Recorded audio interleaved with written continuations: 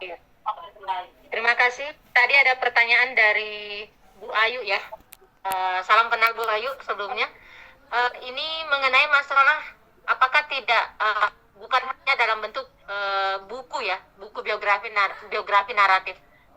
Saya pribadi sangat sepakat sekali bahwasanya untuk masalah perahu pinisi bukan hanya sebagai bagian daripada budaya.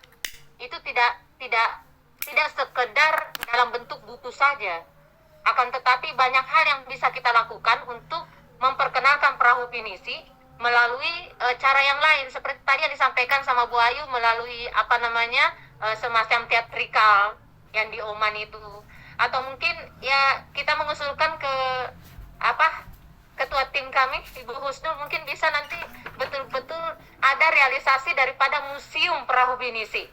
Karena sampai sekarang pun anak-anak kita hanya mengenal kata pinisi, perahu pinisi itu hanya melalui buku cetak. Mereka tidak tahu pinisi secara fisiknya seperti apa, bentuknya, luas kemudian besarnya seperti apa. Itu mereka tidak pernah mengetahui. Yang mereka ketahui hanya dalam bentuk buku cetak. Yang disampaikan sama Bu Ayu tadi cukup menarik. Ada beberapa perbandingan dari negara lain dalam mengedepankan bagaimana mengenalkan budaya kepada anak-anak generasi kita.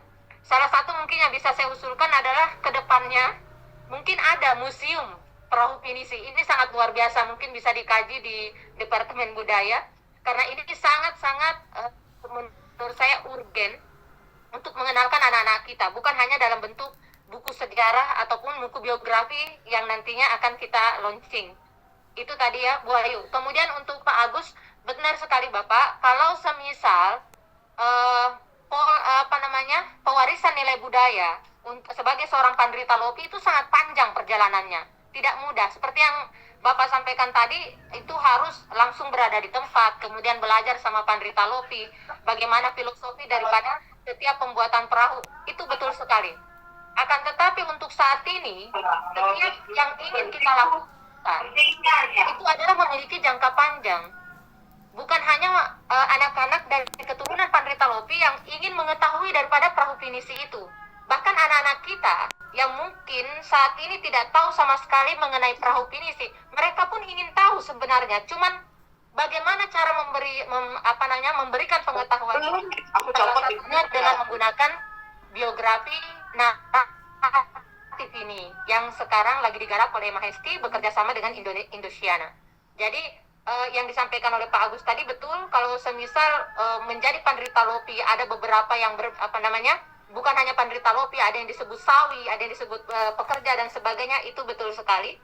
Akan tetapi yang ingin kita sampaikan kepada seluruh anak-anak generasi kita, pandrita lopi ini berbicara dalam buku biografinya mereka, kemudian para pelayar berbicara tentang bagaimana perahu pinisi, sehingga mereka memiliki gambaran. Kalau saat ini kita belum memiliki museum perahu pinisi untuk langsung menunjukkan sama anak-anak, minimal kita memiliki cerita sejarah dari mulut pandrita lopi sendiri yang memberitahukan kepada anak-anak kita, ini loh perjuangan masa dulu kita sebagai nenek moyang yang memiliki nenek moyang seorang pelaut. Demikian. Jadi yang disampaikan sama Pak Agus tadi betul.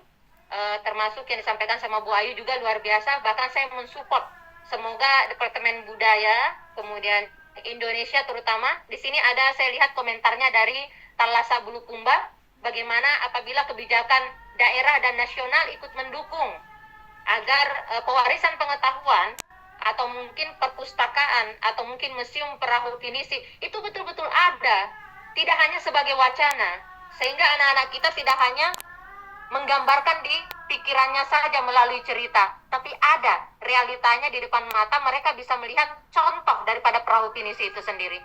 Terima kasih Ibu Helmina, saya serahkan kepada Ibu Husnul selanjutnya. Mungkin sebelum Husnul saya